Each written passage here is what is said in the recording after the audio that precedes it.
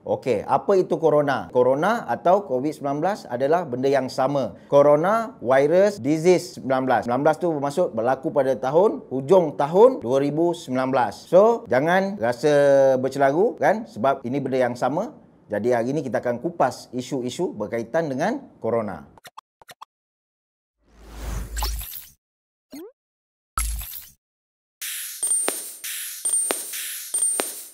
16 bulan Mac 2020 kan, tiba-tiba kerajaan Malaysia buat satu pengumuman. Perdana Menteri kita buat pengumuman, Malaysia lockdown. Kenapa lockdown? Okey, sebelum ni kan 25 orang je yang kena virus. Tiba-tiba virus meningkat.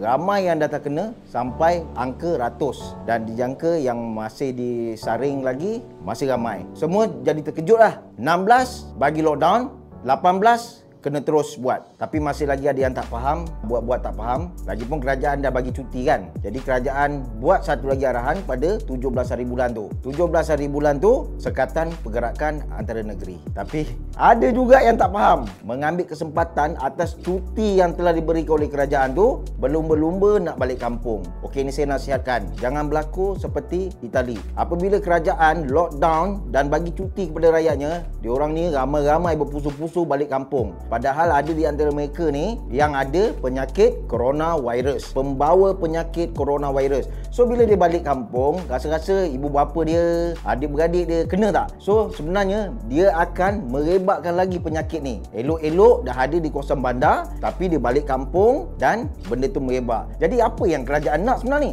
Okey, kerajaan nak kita perlu duduk dalam satu bangunan dan kita tak boleh berhubung dengan orang ramai ataupun mana-mana orang, supaya kontak fizikal antara satu sama lain tidak berlaku. So, dia simple. Bukan maksud dia kita tak boleh keluar. Boleh keluar untuk urusan-urusan penting. Untuk beli makan, kan. Tapi kurangkan pergerakan. Okay, panik. Perlu tak kita panik? Bila keluar je lockdown, semua orang panik, kan. Saya tengok dekat Facebook, diorang semua cakap kan, okay, beli bahan makanan, simpan stok bahan makanan untuk 3 bulan ke 6 bulan, kan. Okay bang, ni saya nak cakap, kan. Satu troli tu boleh tahan seminggu atau 2 minggu je. Kalau nak beli 3 bulan atau 6 bulan, bawa lori, beli satu lori, bawa balik.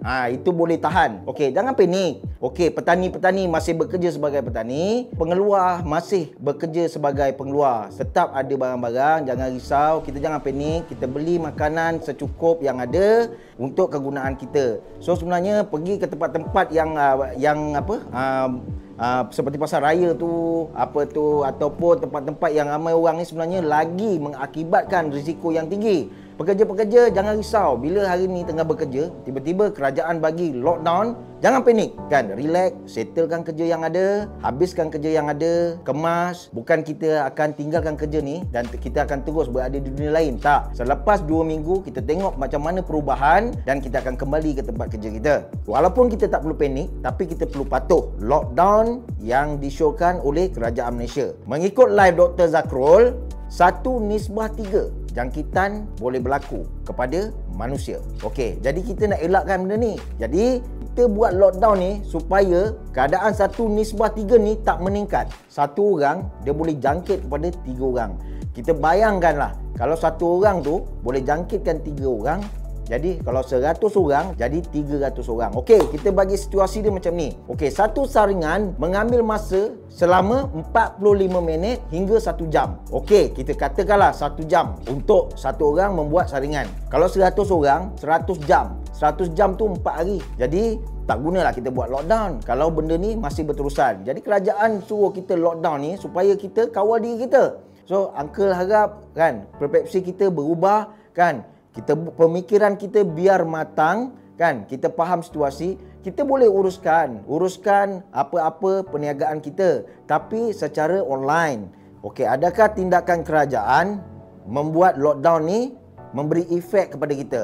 Ya, memberi efek. Tapi kita kena akur. Kita kena akur saranan kerajaan untuk lockdown supaya perkara-perkara yang lebih teruk tidak berlaku. Kita semua berharap agar dalam masa 2 minggu ni sekatan ni berakhir dan keadaan menjadi semakin baik. Kan, kalau kita tak ikut, kita tak patuh, kemungkinan akan ada lagi sekatan-sekatan yang akan dibuat oleh kerajaan untuk membendung penyakit coronavirus Ingatlah, Uncle nak pesan, kalau korang tak sayang diri korang, tak ada siapa yang kisah. Tapi tolong sangat jangan menyusahkan orang lain. Okey? Itu je pesanan Uncle. Semoga semuanya sihat walafiat.